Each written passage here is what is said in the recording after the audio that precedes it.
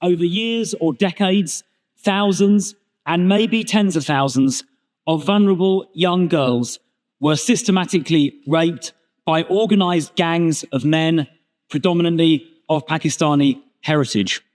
Instead of those victims being protected and the perpetrators prosecuted, those girls were systematically failed. Many cases were covered up because of absurd concerns about so-called community relations. Police often did not investigate. Local councils covered things up. The Crown Prosecution Service frequently failed victims. And those raising concerns were frequently accused of racism, starting, I think, with former Labour MP Anne Cryer nearly 2 decades ago, who first raised these problems and bravely persevered, despite accusations of racism and worse, including from her very own colleagues. A word on the Prime Minister's comments this morning. It is not far right to stand up for victims of mass rape. And smearing people. It's those concerns. The screen. People want to hear the statement. Please, Phil. Smearing people who raise those issues is exactly how this ended up getting covered up in the first place. So my first question to the Home Secretary is this: can she confirm to the House, I'm sure she can, but can she confirm to the House that the Grooming Gangs Task Force work will continue and I hope even be stepped up? Secondly, as part of the work of the Grooming Gangs Task Force, and again implementing one of the recommendations of the ICSA report, in April 2023, the last government mandated data collection in relation to ethnicity that the Home Secretary also referred to. Will she confirm? Now it's been going for over a year and a half. Will the Home Secretary now confirm that data on the ethnicity of perpetrators will be published? Now, as the Home Secretary, of course, has acknowledged, one of ICSA's main recommendations was mandatory reporting to the police by people in positions of responsibility.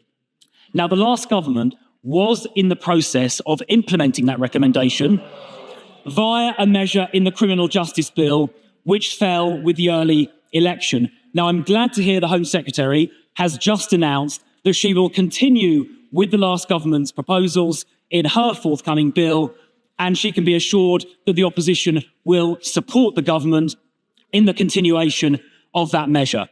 Now, finally, Madam Deputy Speaker, the Home Secretary did not address the need for a full national public inquiry on this scandal. Now, while the last government did initiate the ICSA inquiry under Professor Jay, that was mainly directed at other child sexual abuse and exploitation issues, and it only covered 6 of the towns involved in the gang rape scandal. So it didn't cover everything. We do need to get to the truth. We now have evidence, new evidence of further that is of interest to the public, including what Simon Danchuk, the former Labour MP for Rochdale, said about the way he was pressured into staying silent. We have evidence about local authorities covering this up. We have the 3rd report last year on Operation Span, commissioned by the Mayor of Greater Manchester, Andy Burnham, exposing failings by the Crown Prosecution Service, which are extremely serious. This all needs to be looked into. So will the Home Secretary commission that national statutory public inquiry, which can compel witnesses to attend, that can requisition evidence, and where it can take evidence under oath? And if the government will not order that statutory national public inquiry, we will table an amendment to the Children Wellbeing Bill later this week to put the matter to a vote. And I hope members across the House will vote for that full statutory public inquiry so we can get to the truth. The Home Secretary. One theory.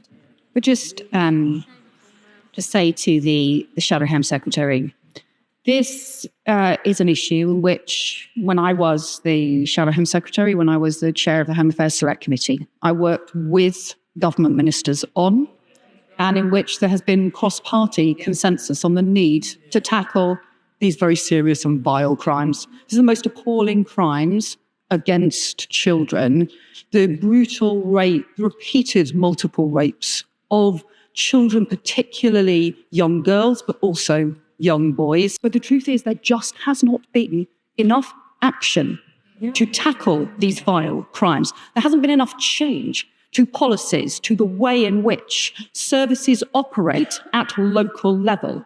And that is a deep failing that those changes have not taken place.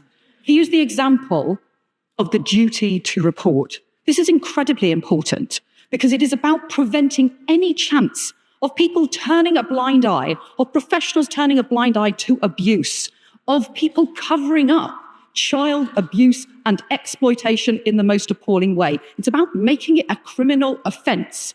And yet we called for it 10 years ago. He had a decade in order to introduce that, a decade that we have now lost without having those powers and those measures in place.